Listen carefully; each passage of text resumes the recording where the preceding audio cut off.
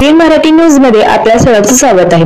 ताज्या बातम्यांसाठी एबीएन मराठी न्यूजला सबस्क्राइब। मनीष मणिनाथ मसरे, श्री रूपभवानी मंदिर ट्रस्टी व पुजारी, आज दिनांक 30 सप्टेंबर दुर्गाष्टमी त्यानिमित्त श्री देवीची सकाळी पहाटे काकड आरतीने सुरुवात झाली। त्यानंतर सकाळी 9 वाजता देवीची महाअलंकार पूजा, दुधाचा अभिषेक, श्रीखंडाचा अभिषेक करून देवीची महापूजा करण्यात आली।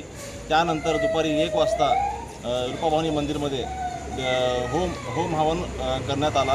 6 वाजता पूर्णाहुती झाली।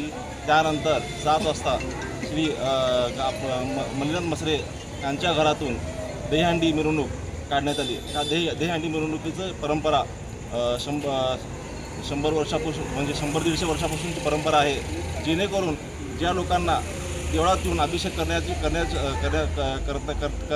येत नाही त्या लोकांना इथं घरात अभिषेकाचं हंडीमध्ये अभिषेक घालून त्या अभिषेकाचं मिरवणूक काढून आपण देवीला संध्याकाळी अभिषेक करतो। ही परंपरा साधारणपणे 100 वर्षापासूनची परंपरा आहे। अशी परंपरा आपण चालू ठेवत आहे आणि आज श्री देवीची दहीहंडी मिरवणूक काढण्यात आली।